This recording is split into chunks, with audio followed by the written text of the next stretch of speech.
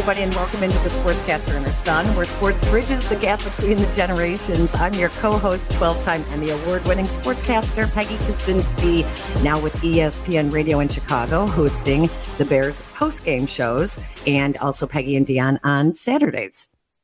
Yeah, and I'm Jason Kinander, sports and news at 13 News here in Topeka, Kansas, covering all things K-State sports and news up here in Manhattan this fall and beyond, and enjoying it so far. But here with Mom right now to talk some Bears football and a very exciting thing that is happening this weekend, which is the enshrinement of two Chicago Bears legends in the Pro Football Hall of Fame. Mom, what are your thoughts on both of the inductions? I know we're focusing more on one with this episode, but you did cover both players, so let's hear about it. Well, we'll start with Devin Hester. Devin Hester was just a very special player. What he did on the football field, he changed special teams, and he forced teams to change their game plans for him. He was amazing. He has had a skill with his returns that was unlike anything I had ever seen before. And ironically, when he was drafted by the Bears and we asked him what he knew about the Bears at that time, he said, well, my dad is a big Gale Sayers fan, and so he made me watch all these Gale Sayers tapes, which was so ironic that then he went on to be the greatest returner in Bears history and now in the Pro Football Hall of Fame. And Jason, I'll let you talk about the second Bear going in, Steve McMichael. Steve McMichael, one of the greatest interior defensive linemen in the history of the NFL, a Texas football legend starting in the high school ranks, which everybody who knows a single thing about football in that state knows the importance of high school football in the state of Texas. So that's an important piece of context with Steve McMichael, is that first, he's a high school football legend and then a college football legend at the University of Texas, and then a pro football legend with the Chicago Bears, played in however many consecutive games. The Chicago Bears franchise record, like I said, the most sacks from any interior defensive lineman who was not in the Hall of Fame. I believe actually the most sacks from any interior defensive lineman maybe in NFL history. And for a very long time, he had the most sacks out of any player who was not in the Pro Football Hall of Fame. So this is overdue. Everybody knows it in Chicago, in Texas. Just very exciting to see Devin Hester and Mongo especially get their moment this upcoming weekend in Canton. So number 76, Steve McMichael, Mongo, nicknamed by his teammates after a character in Blazing Saddles, was the epitome of that 85 Bears team. He was the heart of the defense. This guy, Jason, I started covering the team in around 92 as a producer for ESPN. And 93 when I returned home to Chicago. And at this point, Steve was a Packer, and then just a guy that he was a fixture in Chicago. So you would see him out and about in the Chicago bars after his career ended. He joined us at ESPN Radio, my first time around with ESPN Radio, and we worked together on the Bears with ESPN Radio, and he was just legendary. I mean, the antics and the scare tactics that he would use, he had media members scared to death of him. But inside, he was just a sweet Texan, and it's been really, really difficult to see what has happened in the last 3 years since he was diagnosed with ALS. And but to see that he will be going into the Pro Football Hall of Fame is it's incredible. And we told you this was going to be a very special episode, and it is, because Steve is going to join us as well as his wife. I mean, I'm telling you, when I look at the numbers, 95 sacks in the NFL, third most by a player that lines up on the defense on the inside at tackle, right? He freed up Richard Dent and Dan Hampton and Mike Singletary, all to have Hall of Fame careers. Played in 191 consecutive games for the Bears, more than anyone else in team history. He's in the Texas High School Football Hall of Fame, the Texas Longhorn Hall, the College Football Hall of Fame, and now finally, Chicagoland Sports Hall of Fame, Greats Hall of Fame, Misty McMichael is joining us now because she is Steve's biggest advocate right now. Misty, you're the best for taking the time in what is just a emotional time for you. I can't thank you enough for doing this, but I guess the first question I just have to ask you is, why is this so important to Steve? He's in the battle of a lifetime with ALS, and why was the Pro Football Hall of Fame so important to him? Well, let me give you some stats since everybody seems to like stats in the sports world. There's 200 million professional football players in the world. Only 378 in the hall. He's number 376, but there's only 182 of them alive. So it's a very special and select group, very rare to be in there, and it's the pinnacle of football. He's been in every other Hall of Fame, so he's long overdue. We've waited 26 years, Miss Peggy, for this. So it's long overdue, but we're so happy it's happening. I want to ask you, when he was diagnosed with ALS 3 years ago, he had been nominated for the Hall of Fame before, and wasn't voted in. He's been nominated every year since 5 years from retirement. Yeah. So what were those conversations like with you guys before, so that you would know you could be his advocate as his disease really progressed? Yeah. Well, you know what? We had a do not resuscitate on him before this last nomination process. But when, they start out at 100 and then they narrow it down as the year goes on. And when we got down to 12, I knew he was going to get in. So that's when we ripped up the DNR and told him, hey, you're going to live, and he wants to live. And now he wants to even live past this induction. He doesn't want to die. So we're going to keep him alive as long as he's ready. And we're just so happy it finally happened after so long. But I knew when they narrowed it down to 12, I knew we were going to be in at that point. Such an exciting time, and this week is such an exciting week for football fans everywhere, especially for Bears fans with Steve McMichael, Devin Hester, both in the Hall of Fame. Such an exciting weekend. Tell us what this weekend is going to look like for you. Well, they have a whole itinerary for me, which I love. I love to stay busy. But I get in on Wednesday night. We have a roundtable meeting. Then it starts off Thursday with a ladies fashion show. There's a ladies golf tournament. They're doing a lot for the ladies now. I think that's probably got a lot to do with me. We have the Hall of Fame football game Thursday night, which is going to be the Texans against the Bears rather than the Bengals and the Browns. So, and I heard the Bears are in early practice trying to see who's going to get to play in the game. So it's exciting for that. Then Friday we have Gold Jacket ceremony. We have a lot of events. I know Saturday morning is the parade. Jarrett Payton's going to fill in for me because I'll be here presenting Steve with his bust and jacket. And then on Sunday, they're doing a special event for me that I'm going to get to touch his bust and place it in the hall. On camera. So that should be super cool. And they started this year with the inductees doing their handprints. And I told them they could come out here and get Steve's because they had come out to measure for his bust and to measure for his ring and everything.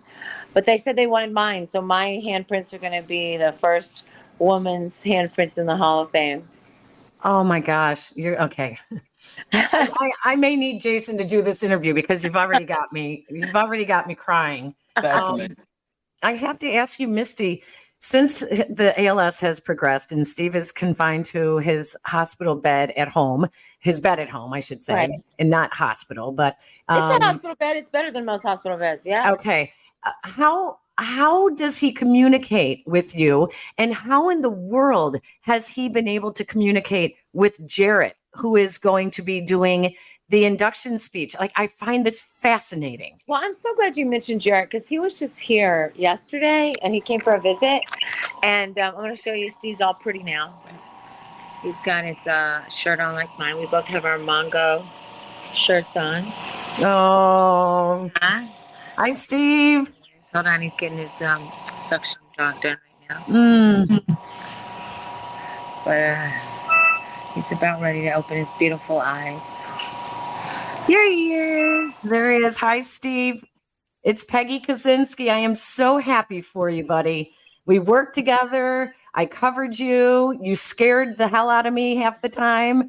We laughed together at ESPN Radio in Chicago, and I I'm so, so proud for what you are going to be doing going into the Pro Football Hall of Fame. And Hook 'em horns. that boy was in her belly. Remember the twins in her belly a long time ago? That was Okay, we have to tell you something. Okay, I don't know if you could see this. yeah. Okay, Texas, baby. Texas, baby. Hook 'em horn cookies. And the reason my son Jason here, my co-host, is a Longhorn. Awesome. Yes. You know what? That's no better team for Texas No football. better So team. there you go. I know. That's So- a good choice. Misty, you were going to tell me how Steve communicates with Jarrett for Yeah. the speech. So something special that Jarrett mentioned to us yesterday when he was here. He said he's going to wear his dad Walter's gold jacket first time ever to introduce Steve. Wow. And how they communicate is he can blink once for yes and twice for no. He has a Tobii Dynavox eye gazer that he doesn't use that much, but if he wants to, I think, what did he tell you this morning, Michelle, on that machine? Nothing. He didn't use it. He didn't use it. Yeah, he hasn't used it in a minute, but he can raise his eyebrows at us, and like he's doing right now. I love it. Oh, I love it. He's always been very expressive, so don't think this is stopping him from communicating. I know. That is something. Jason, go ahead. Why Jarrett Payton? Why was that the pick for?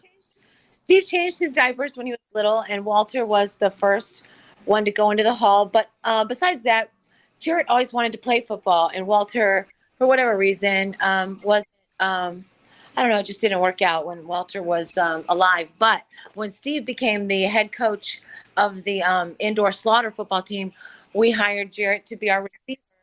And he made his first touchdown with us, with the slaughter team. We went undefeated and went to the championship.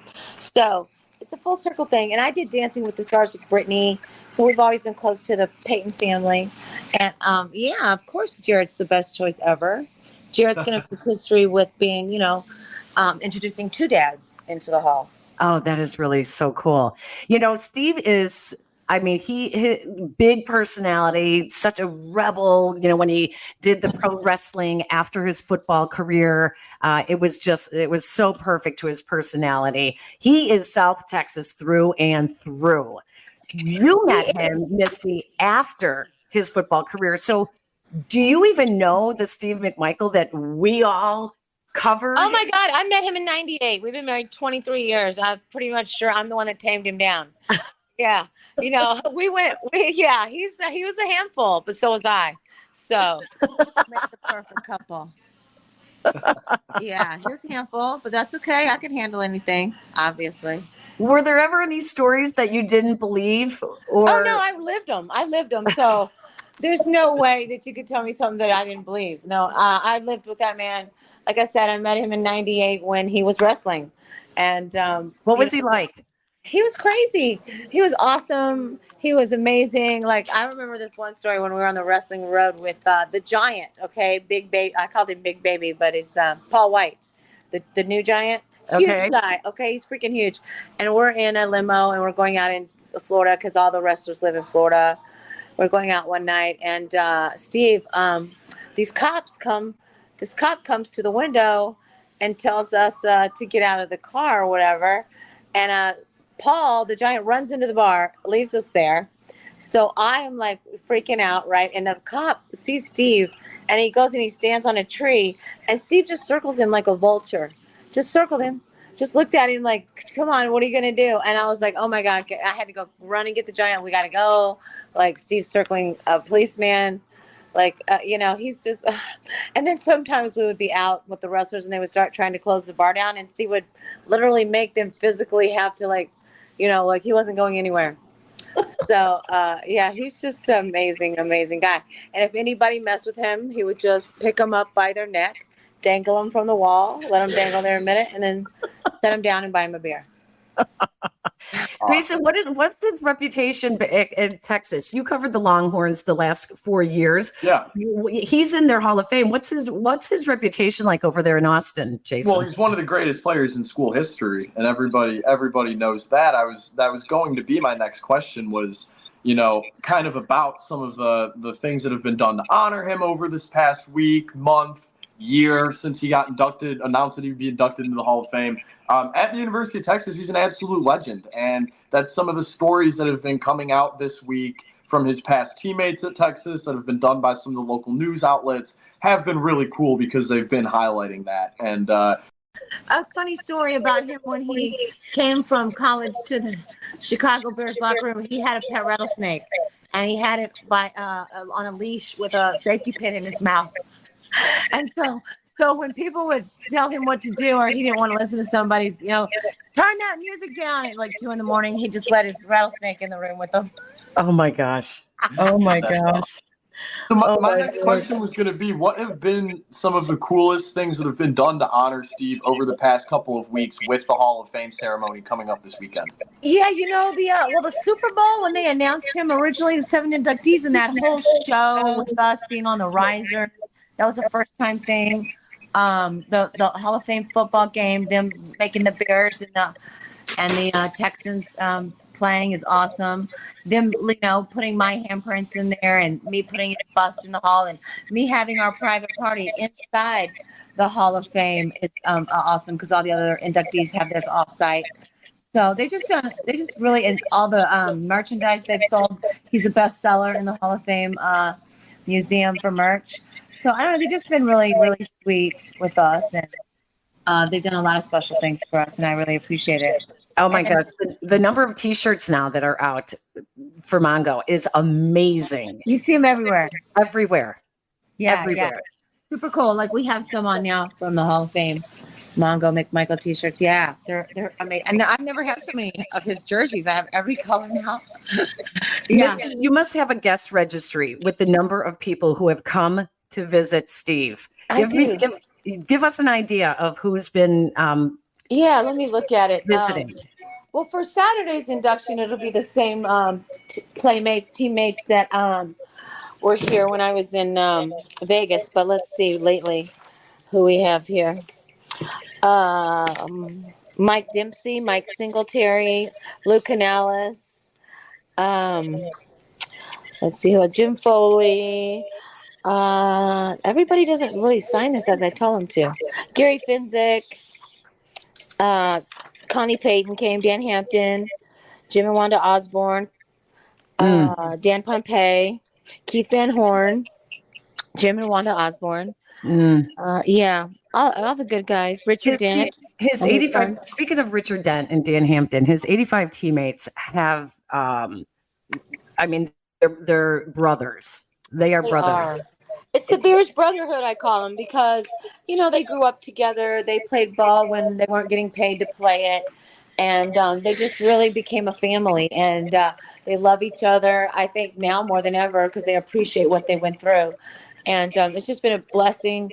With this disease does come blessings, and that is that brotherly love that, I don't know that we would have seen them as much if Steve wasn't sick, I mean, I'm sure we would have, but they're just over here so much more now. And it's great to see them all the time. And they'll be back on Saturday morning to see him get his bust and his jacket, Gary and Bruce Herron and Jim Osborne and Tommy Thayer and Mark Hilgenberg and Jim Morrissey. They will all be here. Probably Matt Suey.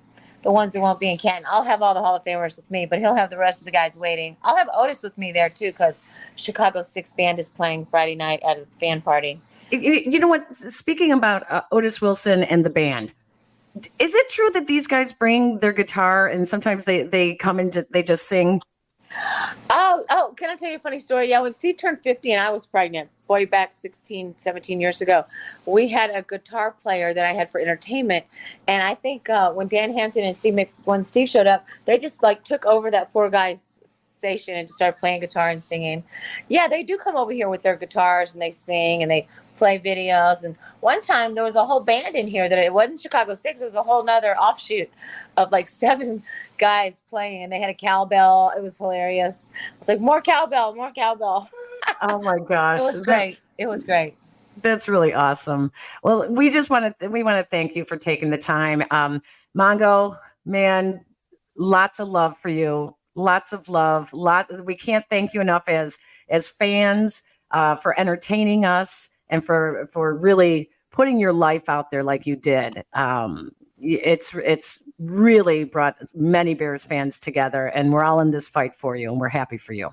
That's right, baby. So he said 2 lines that he wanted to mention on his acceptance speech. Hello, Chicago. Thank you, Chicago. Couldn't have done it without you guys. The best. Misty, thank you. Steve, thank you so much. Love you guys. Love you guys. See you in Canton, baby. You got it. God bless. I have to tell you, that was just really emotional.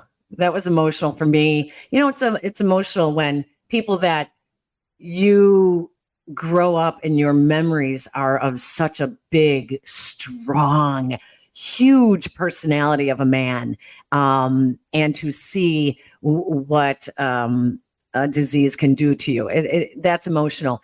But I think I really understand why the Pro Football Hall of Fame is so important to not only his wife, Misty, who started this campaign a couple of years ago to get Steve in the hall, but to Steve himself. And people wonder, why are they hanging on? Why did they rip up the do not resuscitate? And it's just so interesting because he wants to go out his way. He doesn't want someone else to have the say. He wants to go out his way. And I'm telling you, this is like, I get it now. I get it. Yeah, and it really does stink that this has to be the circumstances where he's inducted into the Hall of Fame, because it is overdue. I mean, it's undeniable that he's one of the greatest defensive players in the history of the Bears franchise, one of the greatest interior defensive linemen in the history of football, pro football. And the one silver lining to it is that it puts on this pedestal how horrible of a disease ALS is. And even though there have been examples in pro sports, obviously the disease is named after Lou Gehrig, and the ALS Ice Bucket Challenge was a big thing 10 years ago. Steve Gleason is still an advocate, is a former NFL player and current ALS patient. And the one silver lining is that it really does bring attention and awareness to the disease and brings more money into research. And, the circumstances are really horrible, but it is still very special that Steve McMichael finally gets his moment this weekend in Canton. So we are not going to do any predictions, no final thoughts here. We're just very proud to have been able to honor Steve McMichael. And our thanks go to Steve and to Misty for joining us, because I just love, they have a love story that is pretty awesome. It's really pretty cool. Jason, nice job today. And you got a Texas Longhorn. This is the second time now you've had a Texas Longhorn on our show. Like, yeah. You and your Texas connections here. Like, I don't know, who the third could possibly be. The Bulls aren't going to have any Longhorns anytime soon, and I don't want either of the Chicago franchises to taint any of the Texas baseball college players. So thankfully they haven't drafted any. But it's special whenever we're able to bridge the gap between Chicago sports and Texas sports, and really cool being able to say that I got to talk to one of the most legendary players in the history, players and people in the history of both Texas football and the Chicago Bears. It's just very special. And like you said, I'm proud that we were able to do this today on our show. Thank you, Steve McMichael. Thank you, Misty McMichael. Thank you to Jack McGrath, our producer at ESPN in Chicago, where you can hear our podcasts on the ESPN Chicago app, also Apple Podcasts, and wherever you might listen. Also, the YouTube version, for those of us who are following us on YouTube, please subscribe, like, pass it on, tell your friends about it. Lots of episodes in the past and lots more to come as well. Amen to that, Mom. If you like us, you know where to find us. Anywhere you get your audio, Spotify, Apple Podcasts. I prefer the ESPN Chicago app and YouTube. I think those are the two best ways, but anywhere you get your audio, you can find our show. Mom, it's always a pleasure. Hope to talk to you soon. Love you, buddy. Take care, everybody.